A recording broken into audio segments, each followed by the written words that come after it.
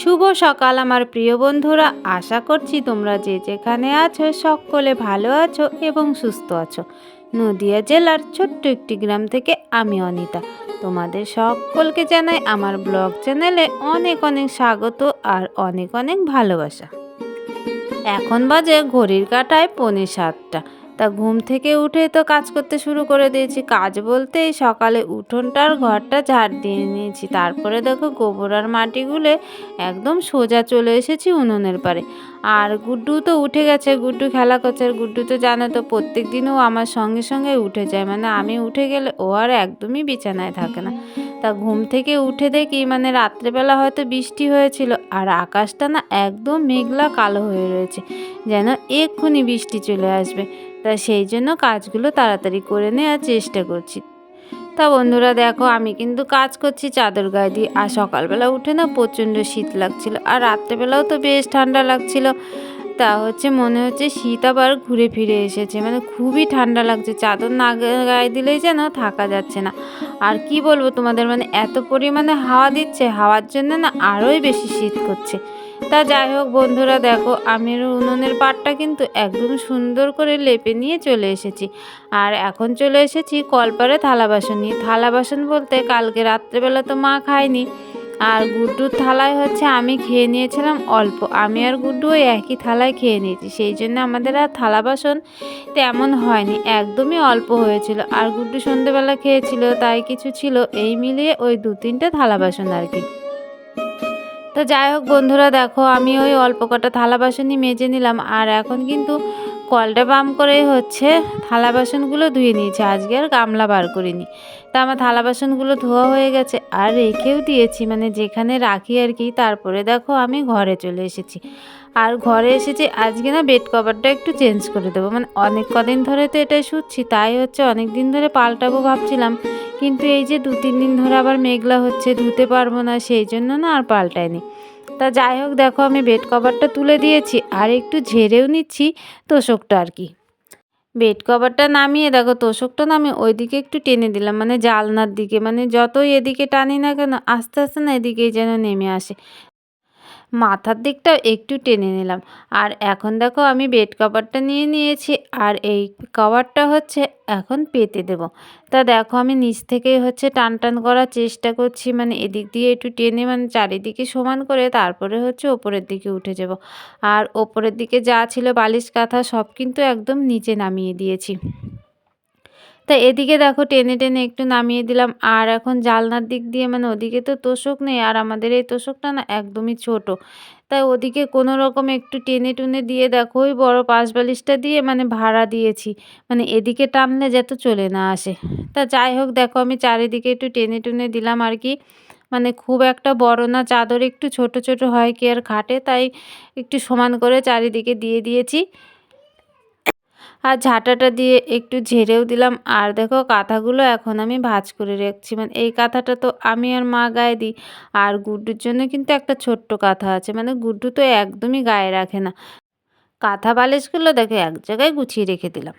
বন্ধুরা সকালে সব কাজ তো করে নিয়েছি, আর এই দেখো দাঁত মাজবো বলে ব্রাশটা নিয়ে নিয়েছি। আর চারিদিকে মানে এত হাওয়া, মানে প্রচণ্ড ঠান্ডা লাগছে, মনে হচ্ছে আবার পৌষ মাসে শীত। চারিদিকে দেখো কেমন হাওয়া বইছে, এতটা পরিমাণে হাওয়া বইছে, দেখো হাওয়ার বেগটা কেমন, আর মানে মনে হচ্ছে দাঁড়ালে যেন উড়িয়ে নিয়ে যাবে, মানে খুব জোরে না হাওয়া বইছে। আর রাত্রেবেলা তো বেশ ভালোই বৃষ্টি হয়েছিল, সকালবেলা ঘুম থেকে উঠে দেখি। তা অন্যদিকে হয়তো খুব জোরে বৃষ্টি হচ্ছে, সেই জন্যই হয়তো এতটা পরিমাণে হাওয়া দিচ্ছে। তা আমাদের এখানে কিন্তু খুব জোরে বৃষ্টি হচ্ছে না, মানে হালকা হালকা বৃষ্টি হচ্ছে। তা যাই হোক মাটি কিন্তু ভিজেছে, বাগানের পাতাগুলোও কিন্তু সব ভিজে গেছে। তা আমি একটু বাগান দিয়ে ঘুরে দেখছিলাম, মানে কেমন বৃষ্টি হয়েছে আর কি, কেমন ভিজেছে গাছের গোড়াগুলো। আর এই যে দেখছো আমাদের কদম গাছগুলো দেখতে দেখতে কিন্তু অনেক বড় হয়ে গেছে। আর ওই যে আমাদের বাড়ির সামনে যেই পুকুরটা, সেই পুকুরটা দেখা যাচ্ছে দেখো। যাই হোক বন্ধুরা সব কিছু ঘুরে ঘুরে দেখলাম, আর বিরাস নিয়ে নিয়েছি, এখন দাঁতটা মেজে নেব।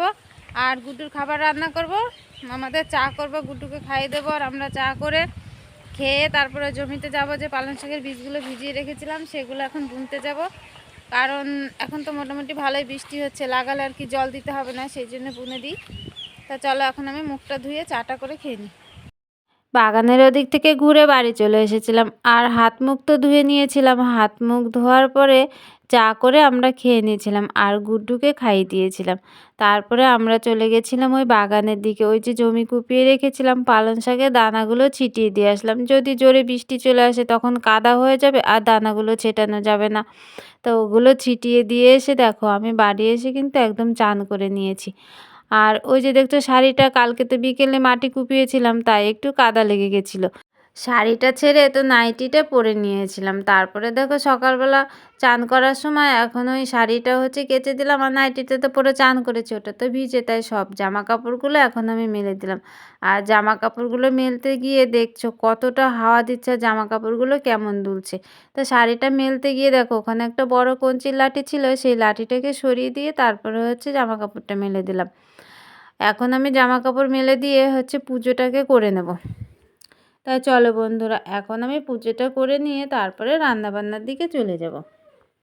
চান করে পুজোটা করে নেওয়ার পরে আগের দিনে না অনেকটা ভাত ছিল, রাতে তো মা খায়নি। আর গুড্ডুর স্কুল থেকে হচ্ছে খিচুড়ি এনেছিল, তাই দিয়ে হচ্ছে আমরা তিনজনে মিলে খেয়ে নিয়েছিলাম।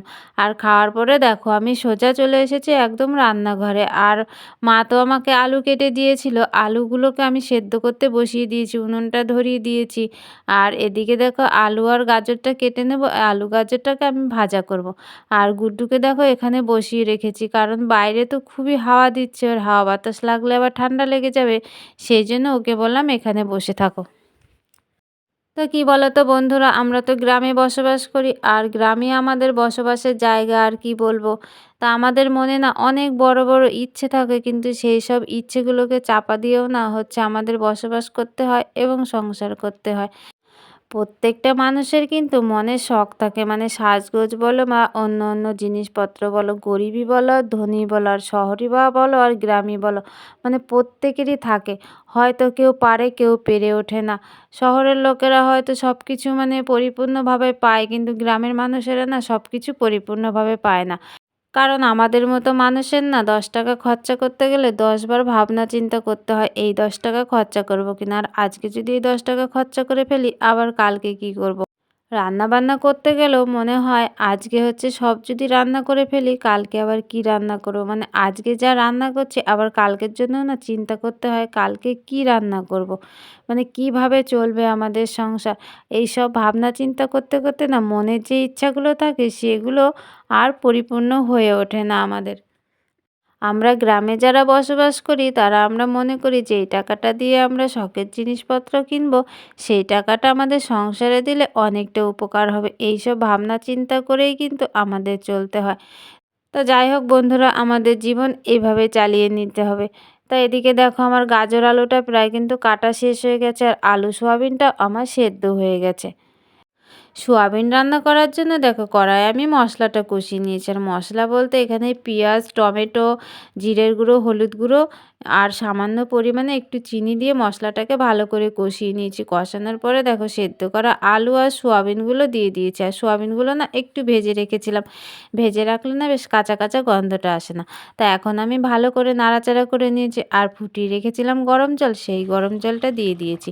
আর পরিমাণ মতো লবণও দিয়ে দিয়েছি। তা আমার সোয়াবিনের তরকারিটা দেখো প্রায় রেডি হয়ে গেছে, আর এখন আমি নামিয়ে নেব।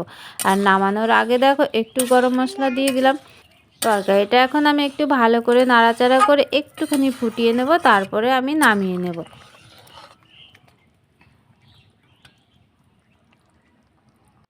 তা দেখো তরকারিটা কিন্তু আমি গামলায় নামিয়ে নিয়েছি, একদম দেখে মনে হচ্ছে মাংসের তরকারির মতো কালার হয়েছে, মানে দেখতে কিন্তু বেশ সুন্দর লাগছে।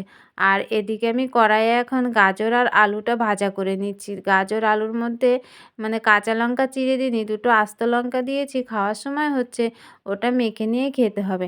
আর এখানে দেখো বাটিতে টমেটো রয়েছে, টমেটো চাটনিটা করে নেব। তা চলো এখন কমপ্লিট করে নিই। আর এদিকে দেখো আমি সব রান্নাবান্না কমপ্লিট করে সব ঘরে রেখে এসেছি। আর হাঁড়িতে যে ভাত ছিল সেই ভাতটা এখন আমি সসপ্যানে বেড়ে নিচ্ছি, কারণ হাঁড়িতে তো কালি পড়ে গেছে, তাই ঘরে নেওয়া যাবে না, আর কালি লেগে যাবে, সেই জন্য ভাতগুলো বেড়ে নেবো আর হাঁড়িটাকে মেজে নেব। আর গুড্ডু দেখো ওখানে হচ্ছে বসে বসে মানে দুষ্টুমি করছে, দুষ্টুমি বলতে ওর সারা জায়গায় হচ্ছে গর্ত করা, এই হচ্ছে ওর কাজ। আর ওদিকে তো কড়াইয়ে গরম জল বসিয়েছি গুড্ডুকে চান করাবো বলে, আমি এগুলো এখন ঘরে রেখে একদম গুড্ডুকে চান করিয়ে নেবো আর কি। রান্না করার পরে যে থালা বাসন হাঁড়ি কড়াগুলো ছিল সেগুলো আমি কলপারে ভিজিয়ে দিয়েছিলাম। তারপরে গুড্ডুকে চান করিয়ে খাইয়ে একদম ঘুম পাড়িয়ে দিয়েছি, আর আমিও আর মাও খেয়ে নিয়েছিলাম। খাওয়া দাওয়া করার পরে দেখো 2-3টে বাসন ছিল, আর সব বাসনগুলো এখন আমি মাজতে বসে গেছি। কারণ হচ্ছে গুড্ডু এখন ঘুমোচ্ছে, সেই জন্য বাসনগুলো এখন মেজে নিচ্ছি। তা আমার সব বাসনগুলো মাজা হয়ে গেছে, আর কড়াটা না হালকা একটু পুড়ে গেছিলো, তাই ভালো করে বালি দিয়ে একটু ঘষে নিলাম। তা দেখো আমার কড়াটা মাজা হয়ে গেছে, আর থালা বাসনগুলো কিন্তু সব মাজা হয়ে গেছে। আর এখন গামলায় জল নিয়ে নিয়েছি, গামলার জলে এখন বসে বসে সব ধুয়ে দিচ্ছি। মাও হচ্ছে ওদিকে একটু ঘুরতে গেছে, আর গুড্ডু তো একা ঘরে ঘুমোচ্ছে, সেই জন্য আমি খুবই তাড়াতাড়ি করছি।